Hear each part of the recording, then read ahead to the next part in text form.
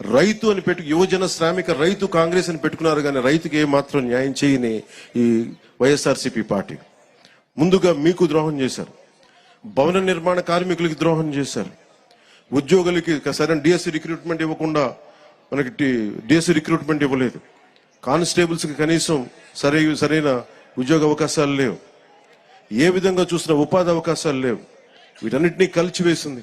ముఖ్యంగా మీరు గుర్తుపెట్టుకోవాల్సింది, ఆ రోజున మీకు కౌలు రావట్లేదు అంటే ఆ రోజున జనసేన మీకోసం ముందుకొచ్చి మీకు కౌలు పడేలా మీకు మీ తరపున మేము పోరాటం చేశాం. మీకోసం ఆ రోజున కంచెలన్నీ వేస్తే, ఆ రోజున ఆడపడుచులు ఏడ్చి వేదనతోటి ఆ రోజు వస్తే ముళ్ళ కంచెలు వేస్తే మేము మీకోసం దాటి ముందుకు వచ్చాం.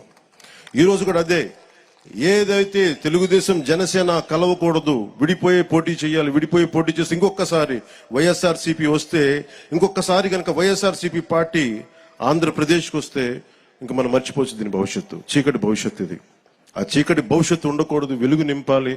అందుకని ఈ భోగి రోజున మనం జనసేన తెలుగుదేశంతో కలిసి ఒక సుస్థిరమైన ప్రభుత్వం స్థాపించాలి, మీకు బంగారు భవిష్యత్తు ఇవ్వాలని మనస్ఫూర్తిగా నేను మీ అందరికీ తెలియజేసుకుంటా ఉన్నాను.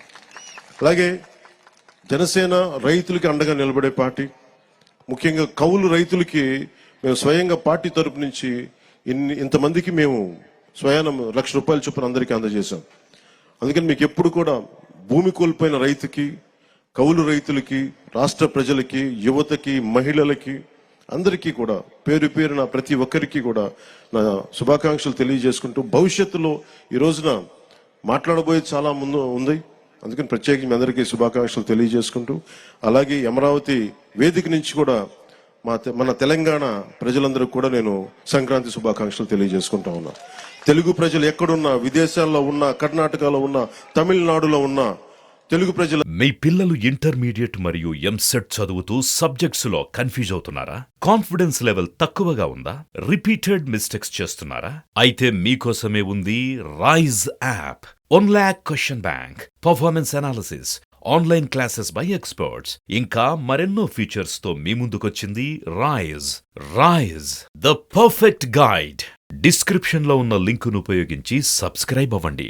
అందరికీ, భారతదేశ ప్రజలందరికీ మన అమరావతి కేంద్రం, మన రాజధాని నుంచి వారందరికీ సంక్రాంతి శుభాకాంక్షలు తెలియజేసుకుంటూ, వచ్చే సంవత్సరం జనసేన తెలుగుదేశం ప్రభుత్వం తోటి అద్భుతంగా మనందరం ఇక్కడ సంక్రాంతి జరుపుకుందామని తెలియజేసుకుంటాం.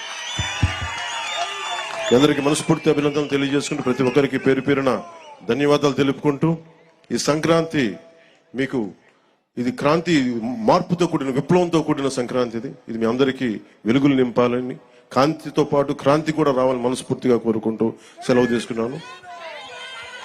జై ఆంధ్ర, జై భారత్, జై హింద్. ధన్యవాదాలు పవన్ కళ్యాణ్ గారికి.